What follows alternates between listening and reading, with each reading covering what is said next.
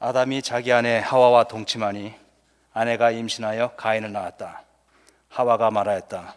주님의 도우심으로 내가 남자아이를 얻었다. 하와는 또 가인의 아우 아벨을 낳았다. 아벨은 양을 치는 목자가 되고 가인은 밭을 가는 농부가 되었다.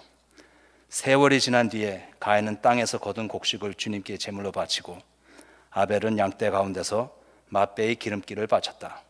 주님께서 아벨과 그가 바친 제물은 반기셨으나 가인과 그가 바친 제물은 반기지 않으셨다. 그래서 가인은 몹시 화가 나서 얼굴빛이 달라졌다. 주님께서 가인에게 말씀하셨다. 어찌하여 내가 화를 내느냐? 얼굴빛이 달라지는 까닭이 무엇이냐? 내가 올바른 일을 하였다면 어찌하여 얼굴빛이 달라지느냐? 내가 올바르지 못한 일을 하였으니 죄가 너희 문에 도사리고 앉아서 너를 지배하려고 한다. 너는 그 죄를 잘 다스려야 한다. 가인이 아우 아벨에게 말하였다. 우리 들로 나가자. 그들이 들에 있을 때 가인이 그의 아우 아벨을 쳐 죽였다. 주님께서 가인에게 물으셨다. 너희 아우 아벨이 어디 있느냐? 그가 대답하였다. 모릅니다. 제가 아우를 지키는 사람입니까? 주님께서 말씀하셨다. 내가 무슨 일을 저질렀느냐? 너희 아우의 피가 땅에서 나에게 울부짖는다.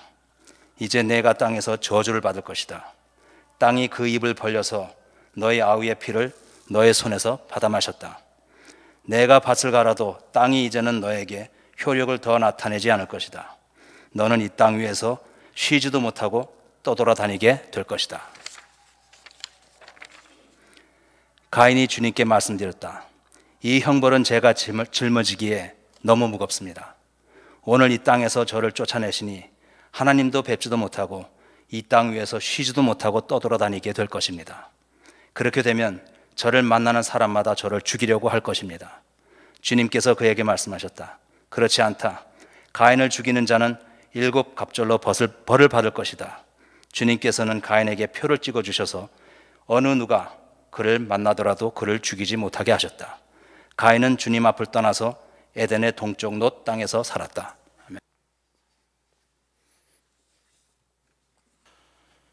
지난 주일에 이어서 오늘도 노마디즘에 대해서 얘기하겠습니다. 노매디즘이라고 읽어야 되는 거 저도 압니다. 그런데 우리 한국에서는 오랫동안 노마디즘이라고 읽어왔어요. 그리고 이런 제목을 갖고 책도 여러 권 출판됐고 해서 그냥 이게 굳어졌습니다. 발음은 영어적 발음이 아니지만 그렇게 굳어졌죠. 그래서 저도 그냥 노마디즘이라고 얘기합니다. 그래도 2020년에 아카데미 작품상을 받은 노매드랜드는 또 노매드랜드라고 번역해서 노마드랜드라고 번역 안 하고 노매드랜드라고 번역했더라고요. 뭐 중요한 문제는 아니고요. 그러니까 노마드는 유목민이죠. 유목민을 가리키는 말이 노마드입니다. 그럼 노마디즘은 뭐냐? 유목민의 사유 방식과 삶의 방식이다. 이렇게 말씀드렸죠. 그러니까 유목민들이 어떤 생각을 하고 어떻게 생각하고 있고 어떤 방식으로 생각하고 있고 어떤 모양의 삶을 살아가느냐, 이걸 얘기하는 게 노마디즘입니다. 노마드의 사유 방식과 생각하는 방식과 삶의 방식, 이걸 노마디즘이라고 부르는데, 지난주에 말씀드렸듯이 이게 한 1980년대가 될까요? 굳이 제가 정확한 연도를 기억 못하는데 그 질 들베즈라고 하는 프랑스 철학자가 이 얘기를 했어요. 제가 지난주에 말씀드린 책은 1000개의 고원이라는 매우 두꺼운, 거의 1000페이지 되는, 우리말 번역이 1000페이지 되는 책이고, 그 다음에 이 말을 처음 했던 책은 차이와 반복이라는 책입니다. 질 들베즈가 쓴 책인데 이것도 우리말 번역서가 700페이지가 넘는 책이에요. 그러니까 거의 벽돌 수준의 책입니다. 벽돌같이 두꺼운 그런 책인데 거기서 그 얘기를 했고요. 이게 20세기 말에 일어난 일이고, 그 다음에 한국에서는 그의 영향을 받은 학자들, 사상가들이 노마디즘 얘기를 한 게 2000년대 초입니다. 아주 유행처럼 많은 사람들이 노마디즘 이런 얘기를 많이 했습니다. 그래서 유행이 됐죠. 그래서 유목민의 사유 방식과 삶의 방식을 가리키는 이 노마디즘이, 그러니까 유목민이 어떤 생각을 하고 왜 그렇게 떠돌아다닌다는 말은 적절치 않지만 왜 그렇게 여러 곳을 돌아다니고, 또 유목민들은 특유의 생활 방식이 있어요. 삶의 방식이 있는데 구약 성경에도 그게 반영되어 있는 이야기들이 있습니다. 우리로서는 도저히 있을 수 없는 그런 일들, 그런 거예요. 예를 들어서 하나님의 천사가 소돔성에 갔잖아요.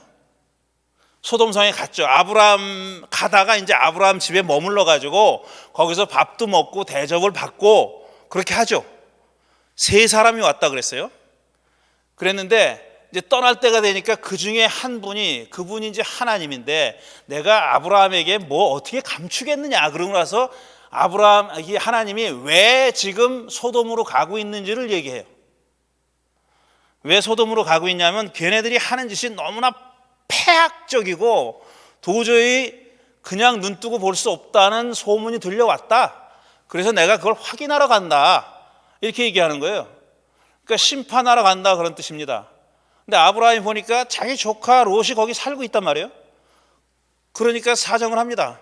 거기 만약에 의인 50명이 있어도 그 의인들을 악인들과 함께 벌하시겠습니까? 이렇게 물어보죠. 그럼 50명이 있다면 내가 안 하마? 이렇게 얘기해요. 그 숫자가 10명까지 줄어듭니다. 계속 하나님이 딜을 하는 거예요. 아브라함이 하나님과 딜을 해가지고 10명까지 줄여놨어요. 그 소돔성이 인구가 얼마나 되는지 모르지만 어쨌든 10명만 있으면 내가 그 10명 때문에 그들을 심판하지 않을 것이다 라고 얘기합니다. 딜이 끝났어요. 근데 결국은 10명이 없어서 죽죠. 그리고 2명이 이 하나님만 말고 나머지 천사 둘이 소돔에 갑니다.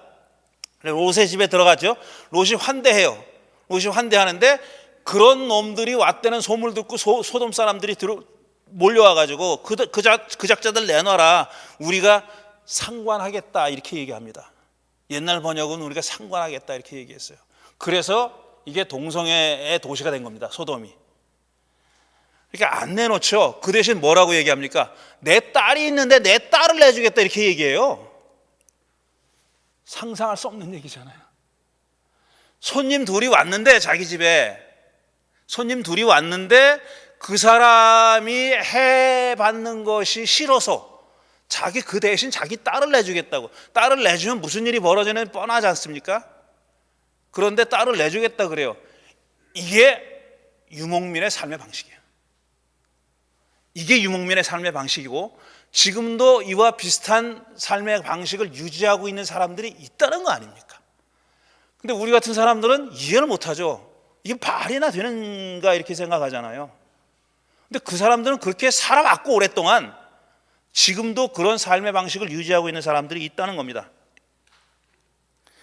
어쨌든 노마디즘이라는 것은 유목민의 삶의 방식, 유목민의 생각하는 방식인데, 이걸 받아들인 철학자들은 뭐라고 해석했냐 하면은, 특정한 가치, 어떤 특정한 삶의 방식에 얽매이지 않고 끊임없이 자기를 부정하면서 새로운 자아를, 또 새로운 삶의 방식을 찾아가는 사람을 노마드라고 얘기하고, 그런 삶을 노마디즘이라고 얘기하는 겁니다. 그렇게 받아들인 거죠. 지난주에도 말씀드렸듯이 우리 인간이 수렵 채집하면서, 그러니까 있는 거, 이미 존재하는 거 따먹거나 주워 먹거나, 아니면 동물들을, 자기보다 작은 동물들을 사냥해 가지고 먹고 산 세월이 500만 년에서 700만 년이에요. 500만 년에 짧게 잡는 사람은 500만 년, 길게 잡는 사람은 700만 년. 그 갭이 200만 년이 됩니다. 그러니까 이게 이것도 무슨 숫자라고 얘기하나. 200만 년도, 200개도 아니고 200만 년 이 갭이 있어요. 어쨌든 짧아도 500만 년이라고 생각하는 겁니다. 그리고 사람이 정착을 해가지고 농경을 시작한 게 지금부터 10,000년 전이에요. 10,000년 전. 그러니까 500만 년 동안 돌아다니면서 수렵 채집하면서 살던 사람이 한 곳에 뿌리 내려서 정착해서 농사를 지으며 살게 된 것은 10,000년. 그 500만 대 1만 년이에요. 상대가 됩니까? 그러니까 500만 년 동안 그렇게 살아왔던 습성이, 사고방식과 삶의 방식이 우리 인간의 세포 어딘가 아니면 유전자 어딘가에 남아있는 겁니다. 우리는 지금 도시 생활을 하고 있는데 도시 생활을 하는 우리조차도 2020년에 나온 노매드랜드 같은 영화를 보면은 참, 좋다 생각하거든요. 그렇게는 못해요, 우리가. 아주 낡은 밴 하나 몰고 다니잖아요. 그 여주인공이 밴 하나 몰고 다니는 거예요. 그리고 그와 비슷한 생활을 하는 사람들을 만나서 그들과 불 펴놓고 얘기하고 같이 나눠 먹고 이런 얘기예요. 그냥 별거 아니에요. 그 영화 자체는 별거 아니에요. 그런데 그 영화가 오스카 작품상을 받았다니까요. 500만 불 들여가지고 3,900만 불 벌었다 그랬잖아요, 제가. 엄청나게 큰 이익을 본 거예요, 그 영화는. 가성비가 엄청 좋은 영화라고요. 그러니까 왜 그랬을까? 왜 그 영화가 그렇게 성공했을까? 우리 인간들 세포 구석 어딘가에 있는 그걸 건드린 겁니다.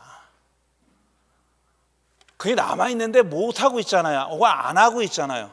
안 하고 있거나 못하고 있지만 우리 500만 년 동안 살아온 우리 인류, 그의 후손인 우리의 어딘가에 그게 있다 이거죠.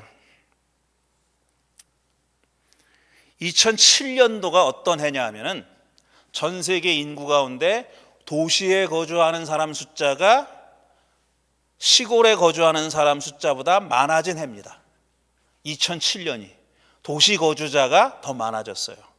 지금 2023년이잖아요. 지금 도시 거주자가 대략 한 40억 명 정도 될 거라고 추산합니다. 40억 명. 이미 넘어선 지는 2007년이고 지금 40억 명 정도가 되고 있어요. 그 다음에 2050년이 되면은 그 숫자가 70억 명으로 늘어날 거라고 추산합니다. 도시 거주자 숫자가 점점 늘어나는 거고 비율도 더 커지는 겁니다. 시골에 사는 사람보다 도시 거주자가 점점 그 비율이 커지는 거예요. 그런데 이건 뭐 중립적인 얘기예요. 도시 거주자, 시골 거주자 그 정도 되는데 지금 현재 도시 거주자 중에 3분의 1이 슬럼에서 살고 있답니다. 40억 인구의 3분의 1이 산수가 잘 안 되는데 어쨌든 그 숫자가 슬럼에 살고 있대요. 그러니까 도시 거주 인구가 늘어날수록 슬럼에 사는 사람 인구 비율도 늘어날 거라고 추정합니다. 그럼 2050년에 70억이 되면은 얼마나 많은 사람들이 슬럼에 살게 될지 생각하기도 싫습니다. 분명히 말씀드리지만 제가 노마디즘 얘기하지만 그리고 이스라엘 사람들의 노마디즘, 구약 성경의 노마디즘에 대해서 얘기하겠다고 말씀드렸는데 분명히 말씀드리는 것은 우리의 생활 방식이 노마디즘이 아니죠. 우리는 노마드의 삶을 살고 있지 않아요. 그리고 앞으로도 그럴 겁니다. 우리 지금 도시 거주자고 그것도 정말 메트로폴리스에 살고 있어요. 거대 도시, LA에 거대 도시에 살고 있습니다. 우리 미국의 어떤 시골 촌에 사는 것도 아니고 거대 도시에 살고 있고 우리는 앞으로 여기서 살 겁니다. 아마 그렇게 살다 죽겠죠. 그리고 아까 말씀드렸듯이 대다수의 인구가 그렇게 살다 죽을 겁니다. 그러니까 우리가 노마디즘 얘기하는 것이 이건 우리 하지도 못할 건데 라는 생각을 할 수도 있어요. 그리고 우리뿐 아니라 이스라엘 사람들도 이미 지금부터 한 3,000년, 3,500년 전에 살았던 지금 얘기하고 있는 우리가 얘기하려고 하는 구약성서 시대에 살았던 이스라엘 사람들도 이미 오래전에 정착해서 살던 사람들이에요. 도시 거주자의 비율이 지금보다는 훨씬 낮았겠죠. 지금보다는 훨씬 낮고 시골에 사는 사람들이 훨씬 더 많았겠죠. 하지만 그들도 다 정착해서 한 곳에 뿌리 내려서 거기서 농사를 짓거나 아니면 근처에서 유목을 하면서 살았던 사람들입니다. 그러니까 이 사람들 지금 제가 말씀드리려고 하는 구약성서의 노마디즘도 역시 그들에게는 오래전 과거 일이에요. 우리에게만 그런 게 아니라 그들에게도 오래전 과거에 이미 손 털었던 생활 방식이다 이겁니다. 이미 거기서부터 멀리 떨어져 나온 삶을 그렇게 살고 있는 거죠. 제가 구약성서의 노마디즘에 대해서 구약성서로 노마디즘이라는 시각에서 한번 읽어보겠다고 지난주에 말씀드렸고, 그 다음에 창세기 12장 1절에서 4절을 읽으면서 아브라함 얘기를 했습니다. 아브라함이 하나님의 부름을 받아서 자기 집을 떠난 얘기죠. 너는 내가 살고 있는 땅과 내가 난 곳과 너의 아버지의 집을 떠나서, 이 같은 곳이에요. 내가 살고 있는 곳, 네가 난 곳, 네 아버지 집 같은 곳이에요. 그러니까 지금 강조하고 있는 겁니다. 지금 네가 있는 바로 그 자리, 거기를 떠나서 내가 보여주는 땅으로 가거라 그랬어요.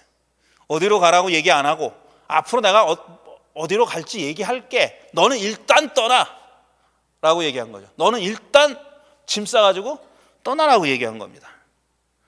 그런 하나님의 부름을 받고 정말 대책 없이 집을 떠난 사람이 아브라함입니다. 자기 가족들을 데리고 자기가 살던 곳을 떠난 사람이 아브라함이에요. 그러니까 하나님의 백성, 이스라엘 사람들이 하나님의 백성이라면 하나님의 백성의 역사의 시작은 그 시조인 아브라함이 집을 떠난 얘기로부터 시작하는 겁니다. 하나님의 백성의 시작은 살던 곳을 버리고 떠나간 사람, 떠나간 그 사건에서부터 시작되는 거예요. 물론 이 사람들이 나중에 정착을 합니다. 그런데 말씀드린 대로 이 정착의 멘탈리티가, 정착해서 산 사람의 멘탈리티가 구약성서의 밑바탕이지만 그게 그냥 전제고 그게 디폴트예요. 그게 그냥 주어진 겁니다. 그런데 구약성서의 이곳저곳을 보면은 이렇게 처음에 단지 하나님의 부르심 하나에 의지해가지고 대책 없이 집을 떠났던 자기 조상 아브라함의 이야기에 대한 기억이 사그라지지 않고 남아있다가 어딘가 잠재해 있다가 불쑥불쑥 튀어나오는 거예요. 그 얘기를 하려는 겁니다. 이 사람들이 유목민이 됐다는 얘기가 아니라 그 얘기를 하려고 하는 겁니다. 이 아브라함이 긴 여행 끝에 가나안 땅에 도착합니다. 그래도 거기서도 그는 노마드로 살았어요. 어느 한 곳에 정착해서 살지 않고 계속 떠돌아다닙니다. 가나안 땅에서 계속 떠돌아다녀요. 그리고 떠돌아다니면서 어느 곳에는 제단을 쌓았다 그랬어요. 야훼 하나님께 제사 드리는 제단을 쌓았다 그랬어요. 근데 보통 그 고대 중동 사람들은 제단을 쌓으면 거기서 사는 겁니다.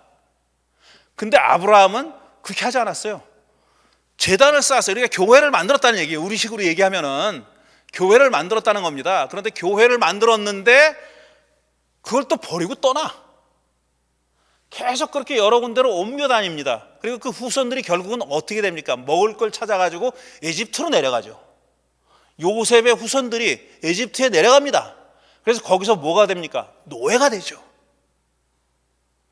종이 돼요. 에집트 사람들의 종이 돼. 그 에집트 사람들을, 그렇게 종이 된 이스라엘 사람들을 에집트 사람들이 뭐라고 불렀냐면 히브리라고 불렀어요. 히브리. 그러니까 종이란 얘기예요. 히브리는 낮은 계층의 사람을 가리키는, 지칭하는 그런 얘기입니다. 경멸하는 뜻으로 부른 이름이 히브리예요. 히브리 노예가 돼가지고 몇백 년을 살았어요. 그러다가 모세의 인도를 받아가지고 탈출하죠. 그러니까 에집트에서 종으로 살 때는 어쩔 수 없이 정착해서 살았어요. 방법이 없어요. 종이니까 무슨 인신의 자유가 없잖아요. 어디 여행의 자유도 없고 갈 데가 없어요. 갈 수가 없어요.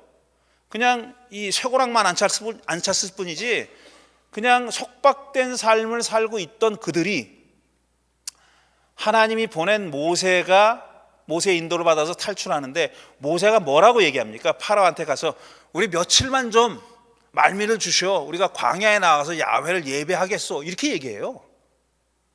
그러니까 아주 떠나겠다고 얘기 안 하고 잠깐 가서 예배하고 올 테니까 말미를 달라고 그렇게 얘기합니다. 물론 파라오는 거절하죠.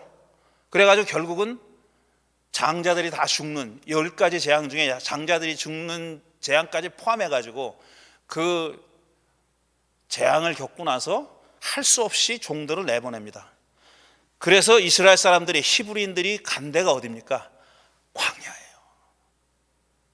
광야예요. 걸어서 가나안까지 일주일이면 갈 수 있는 거리입니다.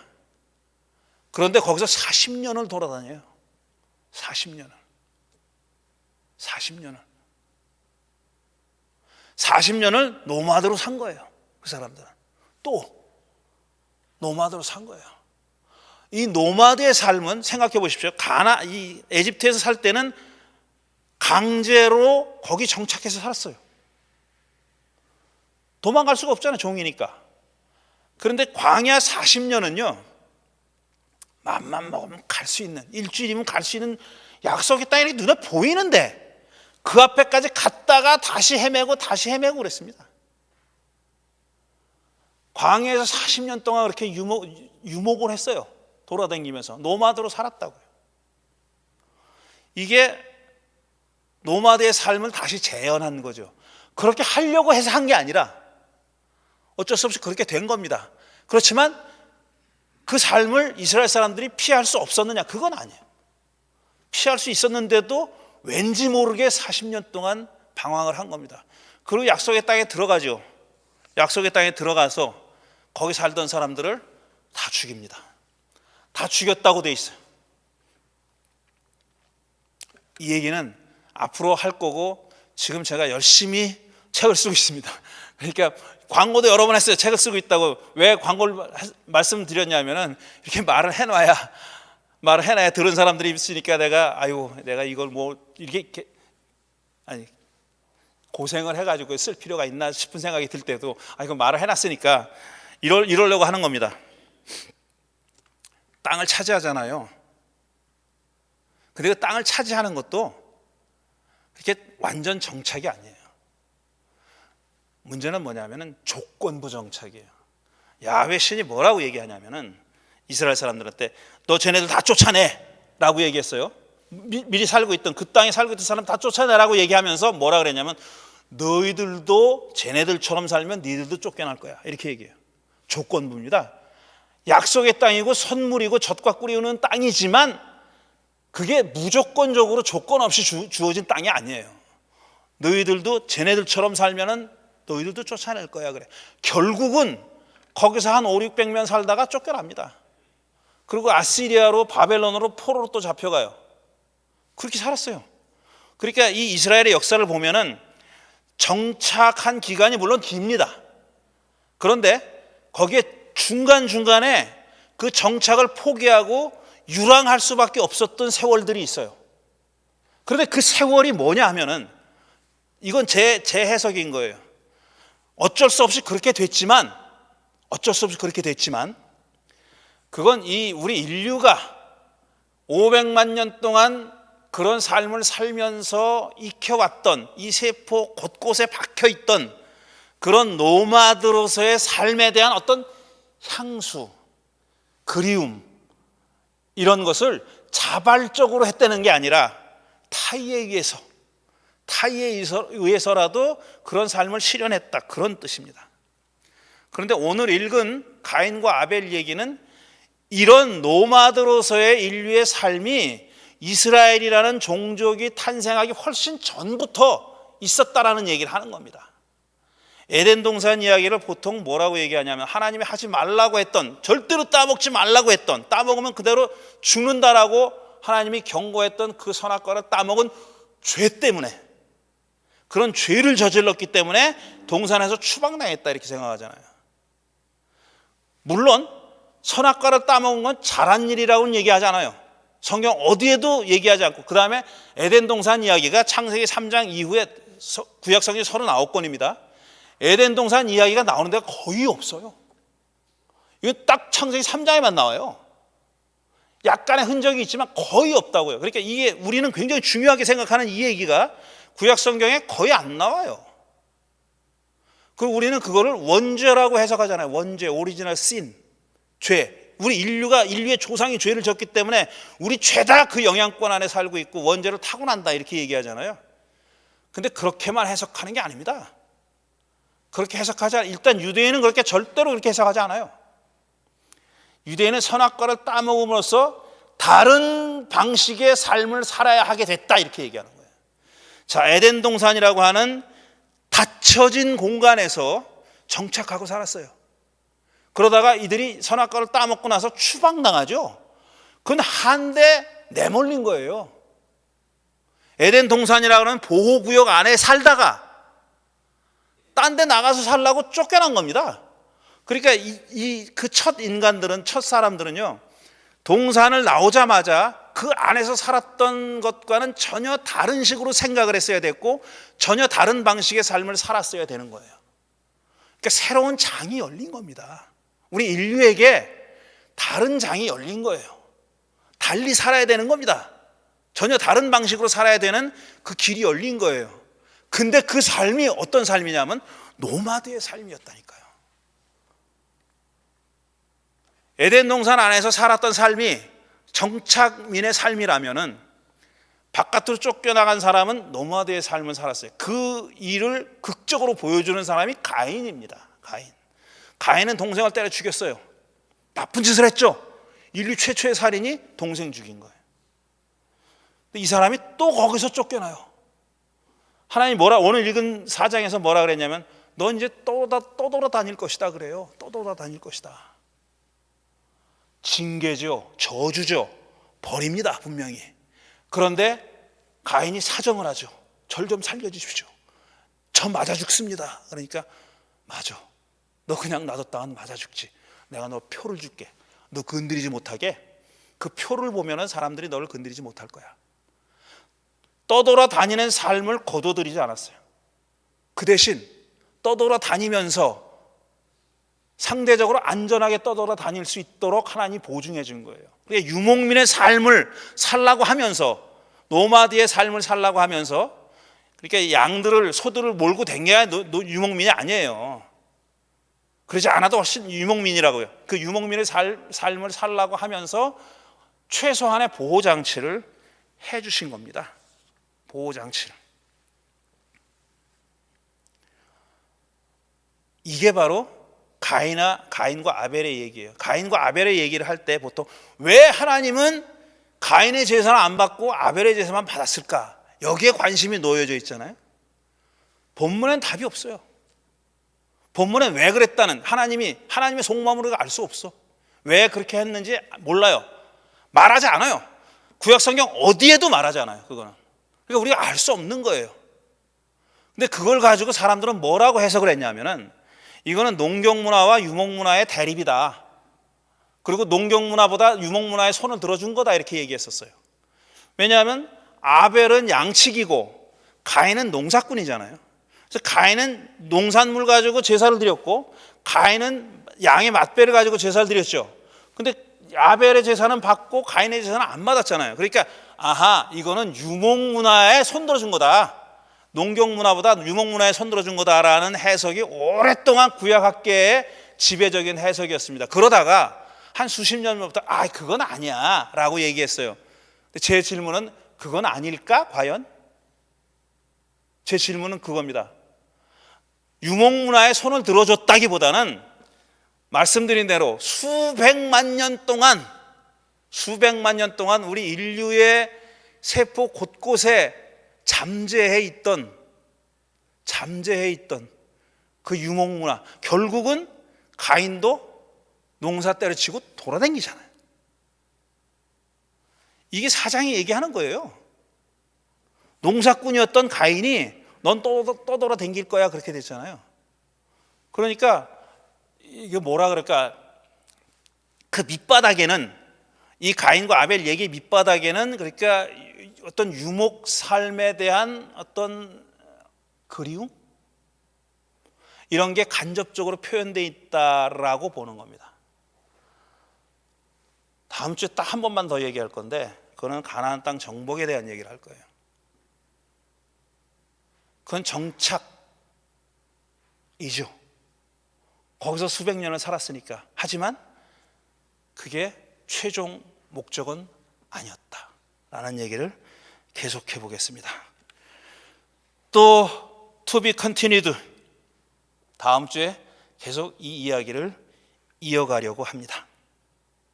드린 말씀 생각하며 잠시 묵상하겠습니다.